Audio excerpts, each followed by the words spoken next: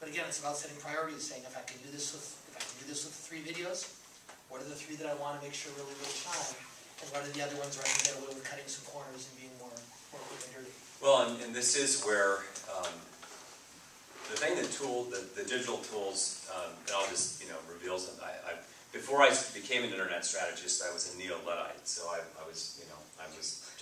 thought the internet was a horrible thing, and then I had a change of heart and decided to make a career out of it. But anyway, but I'm very skeptical. I'm very skeptical of the tools. But I come from out of a community organizing background, and I can tell you that our dream was to be able to tap into, instead of just asking for money, and then we take your money, and then we do social change, and then we come back and we tell you what we did. That was the old model, and it's not great. It's not rewarding for you. It's not that exciting for me because we're trying to build a movement, whatever, right? But that was the model. Now we have something like that is an organizer's dream. It really is, to be able to tap into the energy and the passion and the time and creativity of our supporters. And technology is enabling us to do that in ways that we never could do it before. And so just taking this video as an example, campaigns are becoming more and more creative and sophisticated at generating great content, or at least good content, using their supporters. And so that's clearly an option for filling in the places that might not be your top priorities. And that becomes not only a way of generating content, but a way of really energizing the base. So I had a question about the quality and the content of web tools.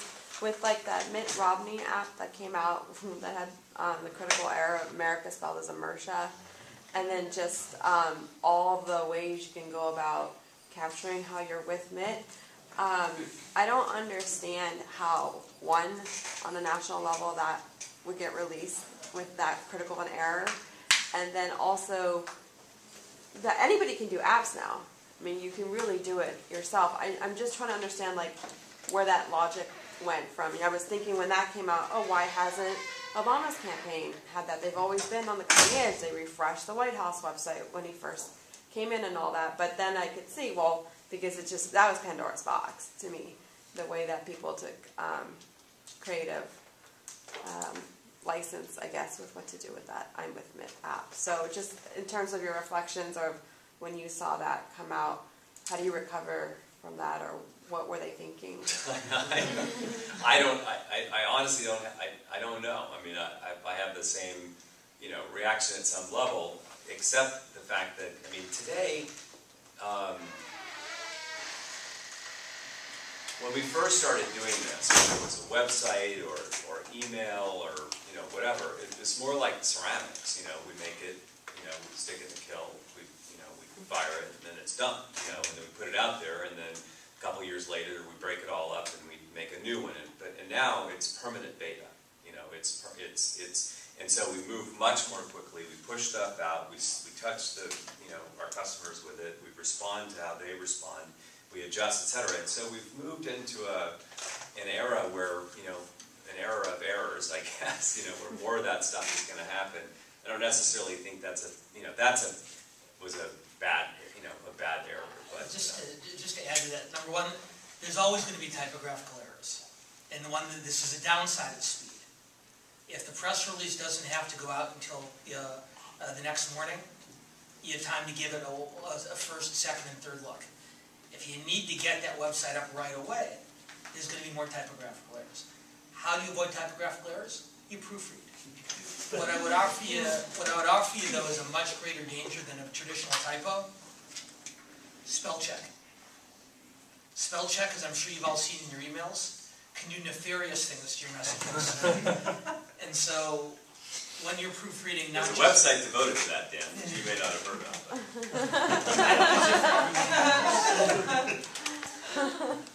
What's it called? Damn you, autocorrect. That's it. Damn you, autocorrect. Hey, I knew about Pinterest. Give me a break. No, it's very entertaining, but it's not something you'd share with your parents. I want to go back to something Larry was saying a little bit earlier, because I think it's particularly important. And he was using the Romney vice presidential sweepstakes as an example, which is probably not an ideal one. But that gets to a question of participation and empowerment. An online audience is different, not just technologically, but philosophically, from a real-world audience. And this, to me, is the real brilliance of the Obama online effort in 2008, was not so much their technological advances, but the set of philosophical decisions that made them realize that in order to engage an online audience, they needed to make that online audience part of the conversation.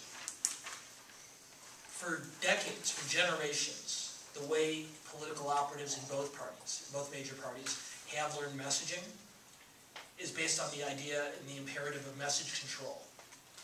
A relatively limited number of people deliver a very specific message over and over and over again. And when you have surrogates, when you have supporters, when you have volunteers delivering that message, you give them talking points. And they are required to repeat those talking points verbatim, because you don't ever want them veering off message. Now, as all of you know intuitively, that the political world, in this case, as in most cases, is relatively late to the game. Online communication works very, very poorly when you try to do it as a one-way, top-down communication. That's not the way people participate in online communication. And so the Obama campaign had to make a philosophical decision. And to the credit of Joe Rossbars and Pluff and the rest of them, what they decided is that it was worth sacrificing message control in order to more fully engage their supporters. What they decided to say, not in so many words, is, we trust you. We're not simply going to give you marching orders and require you to repeat those talking points syllable by syllable. We're going to empower you. And we're going to give you the opportunity to create your own videos, your own advertisements, to deliver the message in the way that you see fit. Now, on one hand, that's really, really dangerous, because you have a lot of well-meaning supporters. They can bastardize your message in all sorts of really, really difficult, problematic, embarrassing ways.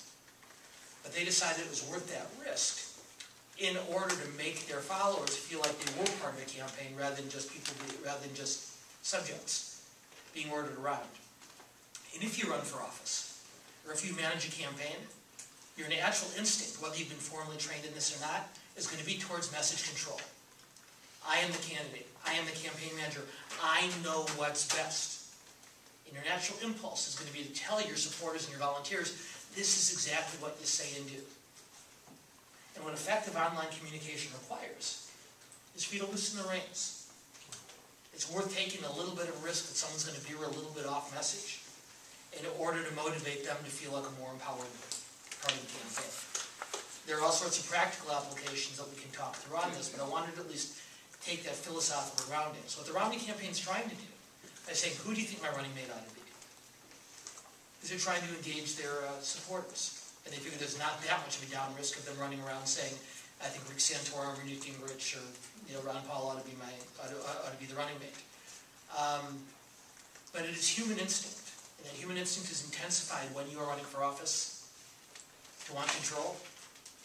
But if you want your volunteers, if you want your supporters to really feel emotionally invested in the campaign rather than just dutifully following orders, you got to be willing to take the risk. You got to be willing to trust them, knowing in advance that they're going to say and do things that you'd rather they didn't do, but decide in advance that it's a worthwhile trade to give them the freedom to do things wrong in order to have them that much more inspired to be part of your effort.